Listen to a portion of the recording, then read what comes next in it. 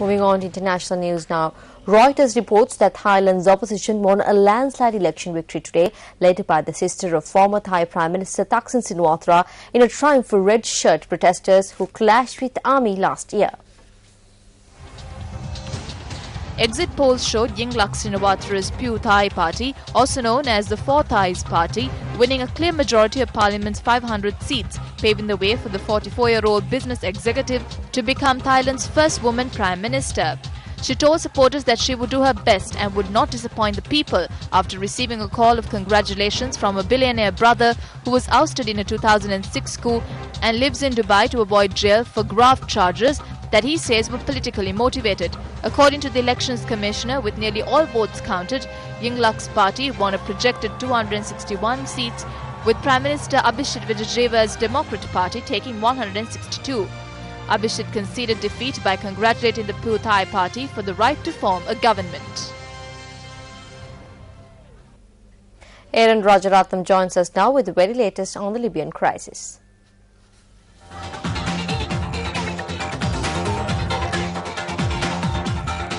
Good evening and welcome to the News First International Desk. Libyan rebel leaders have welcomed an African Union offer to open talks with the government in Tripoli without the direct involvement of Muammar Gaddafi.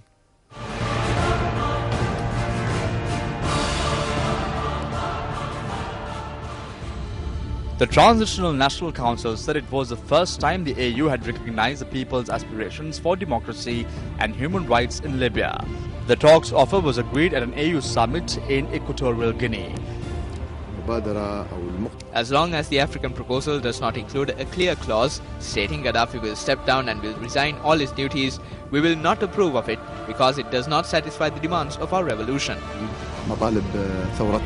The AU also told members not to execute an arrest warrant for Colonel Gaddafi from the International Criminal Court.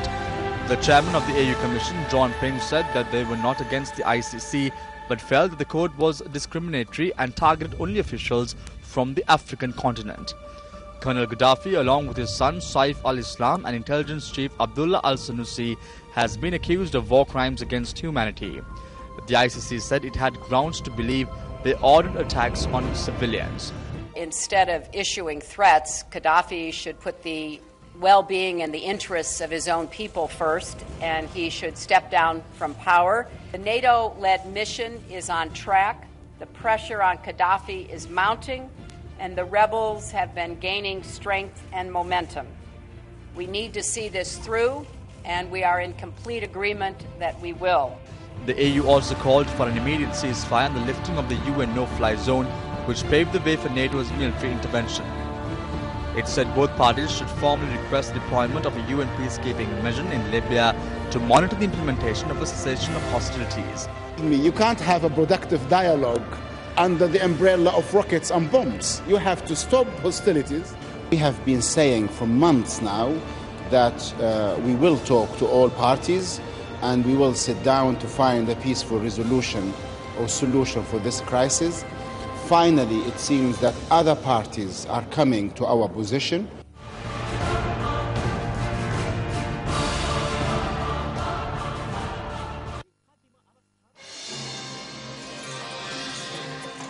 Hezbollah leader Saeed Hassan Nasrallah yesterday rejected indictments issued by a UN-backed tribunal seeking the killers of his statesman Rafiq al-Hariri, saying they were an attack on his movement. Nasrallah acknowledged that there have been indictments issued against a number of people in his group. An undetermined amount of crude oil spilled from an ExxonMobil pipeline into the Yellowstone River in Montana yesterday, prompting evacuations of nearby residents. The pipeline company said in a statement yesterday that the spill that was detected early yesterday from a crude oil pipeline that runs from Silvertip to Billings, Montana. A series of delays and difficulties surrounding the departure of a Gaza-bound flotilla may have taken the sting out of the operation, Israel's Defense Minister Ehud Barak said. The pro-Palestinian convoy of cargo and passenger boats carrying volunteers from countries including the United States, Canada, France and Spain was due to depart at least a week ago but has been held up amid allegations of sabotage sponsored by Israel. 3 people were killed while 19 others remained trapped after a heavy rain-triggered cave-in happened in a coal mine in southwest China's Guangxi Zhuang Autonomous Region. Britain's Prince William and Kate, the Duke and Duchess of Cambridge, arrived in Quebec yesterday for a politically sensitive phase of their royal tour.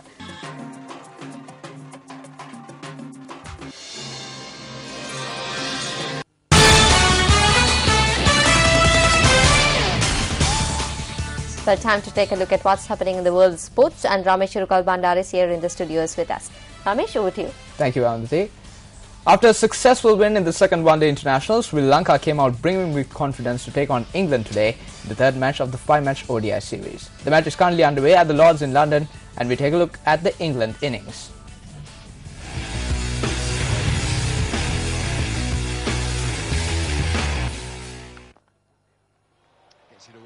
England won the toss and opted to bat first.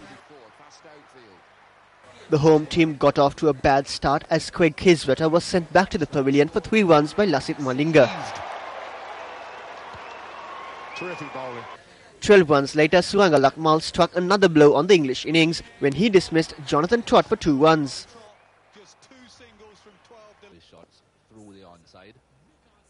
Skipper Alistair Cook was then joined by Kevin Peterson at the crease, and the pair put on a 49-run stand for the third wicket. However, Jeevan Mendes brought the partnership to an end when he got the better of Peterson for 41 runs. Ian Morgan followed soon after for 4 runs as he was trapped in front by Mendes. Ian Bell was then dismissed for 30 runs by Suranga Lakmal.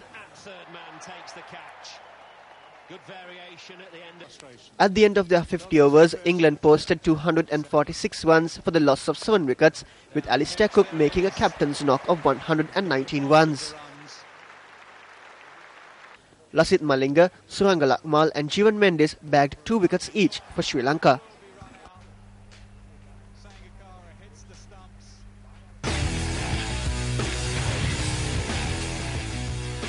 Batting in reply, Sri Lanka were 150 for the loss of 2 wickets a short while ago. A clash broke out today during a rugby match played at the Nithawal grounds in Kandy.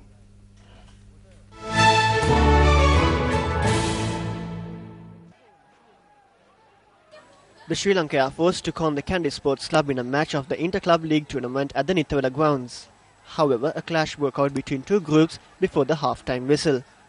Subsequently, steps were taken to suspend the match temporarily.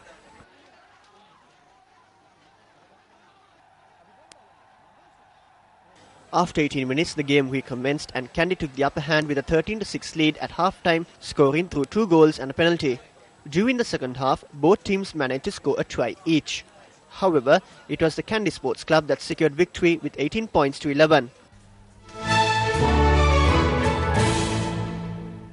In some football news, Sri Lanka's hopes of competing in the 2014 FIFA World Cup were shattered today when they were defeated by Philippines in a qualifying game played in Manila. The second leg of the 2014 FIFA World Cup Asian qualifiers between Sri Lanka and the Philippines was played in Manila today. At the end of the first half, the Philippines led 2-0. They incidentally extended their lead with another 2 goals in the second half, while Sri Lanka failed to score a single goal. The Philippines won the game 4-0. The first leg, which was played in Colombo on the 29th of June, ended in a draw. With today's win, the Philippines secured an overall qualifying round victory. Well, it's time now for the bitter truth.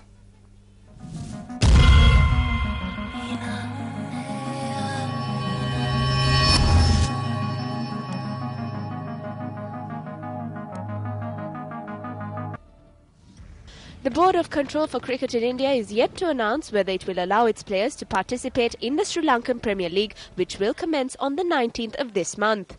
At a media briefing held recently, it was revealed that the BCCI had disregarded a request made by the Minister of Sports in this regard. Was the request made by the Minister of Sports, who incidentally permitted the Sri Lankan players to remain in the IPL, disregarded owing to a crisis which was beyond the allegations levelled regarding the organising of the SLPL?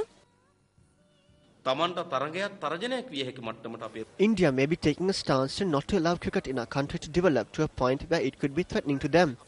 But our cricket board should be able to present other reasons by concealing the real reason and thereby not providing room for them to avoid this tournament. It should be protected with transparency. So will you protect the transparency of these cricket officials? This should not be made into an international problem. This is not a diplomatic issue with India. There was a question regarding Lalit Modi being behind this tournament and behind the Somerset Company. So we made inquiries in this regard, but there is no such person. However, it was in 2009 that both the BCCI and Sri Lanka Cricket reached an agreement to exchange players for the IPL and SLPL. Then Minister of Sports Gamini Lokuge emphasised that this agreement would be in effect for the next 10 years. But these agreements were made to keep India happy. We had to sacrifice the opportunity to claim a test victory in our tour of England due to this agreement. However, we see this as an era where nobody is talking about how these cricket officials have unfortunately breached this agreement. They sent us in writing that these respective players will be sent. What more is our trust in India? We have a document in writing. We also have a large number of players who have agreed to play. We will host a tournament with them. Shouldn't cricket officials who took decisions without hesitation for the needs of the IPL by emphasising on safeguarding agreements and good understanding act for the betterment of the sport at least now? What is the opinion of the new interim committee of Sri Lanka Cricket who will take up duties tomorrow regarding the SLPL? Furthermore, how will they overcome the challenge of organising this tournament, which is incidentally a carbon copy of the IPL with a local touch?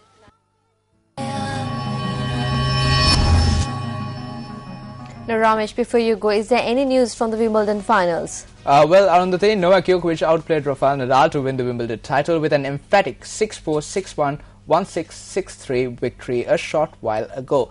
The Serbian, who is now the new world number 1, saw off the top seed and defending champion to claim his first Wimbledon crown and confirm his status as the new world number 1.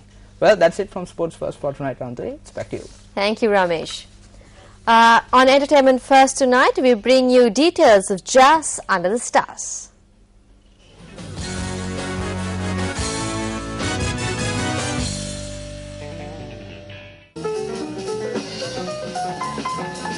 Jazz music, which is very popular in Sri Lanka, is a gift to us from Americans and Africans.